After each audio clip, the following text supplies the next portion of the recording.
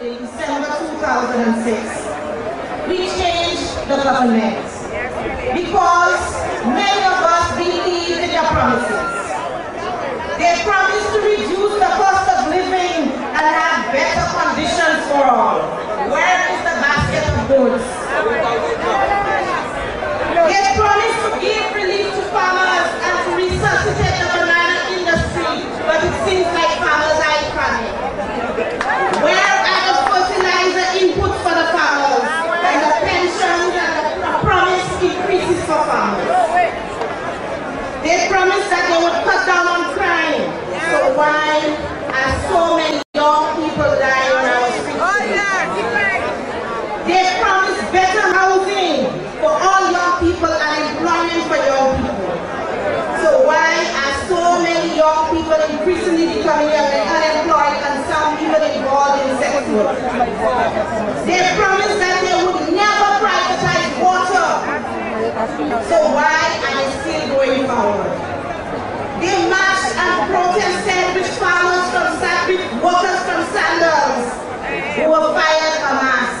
And they promised that they would implement the labor code. So where is the labor code? Where is the labor code for the Americans who are being dumped by employers every day? They promised better health for all. Where is the mental hospital? They promised that we would all be better off under a United Workers' Party government. But so far, we are all wallowing in vacancies.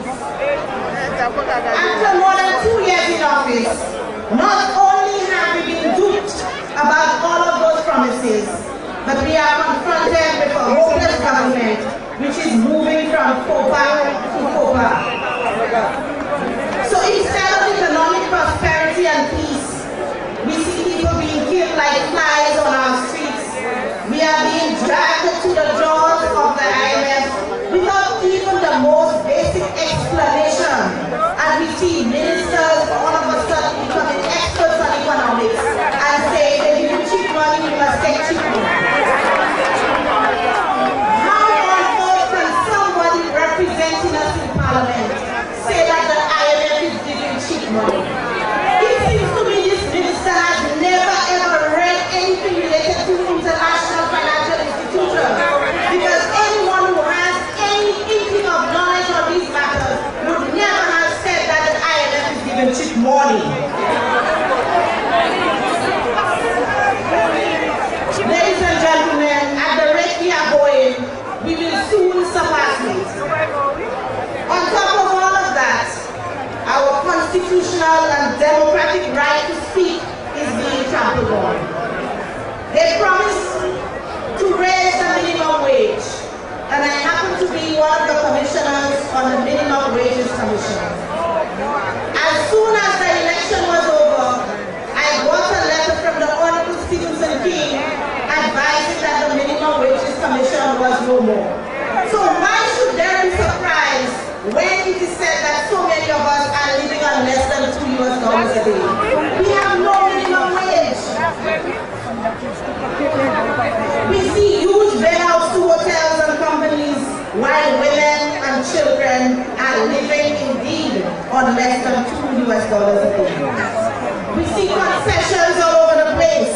Our land is being sold like nobody's business. In St. Lucia today, wealthy foreign developers are being defended to build on the Peter management area, and they are being defended by the very people who we put in office to look after our interests.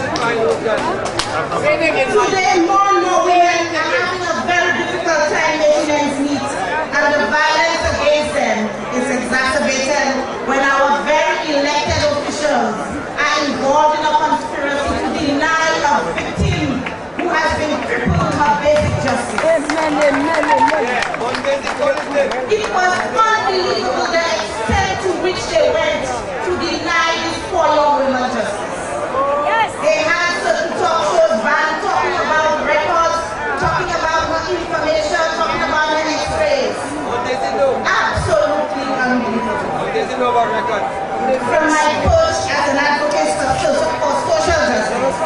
I see that the parameters of dialogue and consultation have nearly reached the point of no gain. Nothing we say or do seems to make any difference because we have too many people in power who are there for their own personal gain and for that. But let us face it, when we put people in power and some of them appear to have absolutely no options of earning a living, it should not surprise us too much that some of them do anything to hold on to that political power. We can change the style of politics by holding our parliamentarians and our public servants to account for their stewardship as expected. We will never be taken seriously as people if we continue with the notion of leaving governance of our country only to those who we elect to political office. We could change the political landscape by paying attention to what is happening in government and expressing our feelings about what we want and what we do not want. And even if they threaten to shoot us, to kill us, we still have a constitutional right to stand up and lead.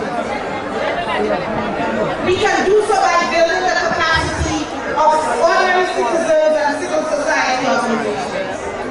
So brothers and sisters, I want to say that here in St. Lucia we have a beautiful country, but we need to take responsibility and we need to force government to do what we put them in power to do, rather to act as if they are there to personally enrich themselves at the expense of the poor. It is almost like we have a capitalist government whose only interest is for those who run the affairs of economics, and this is not right.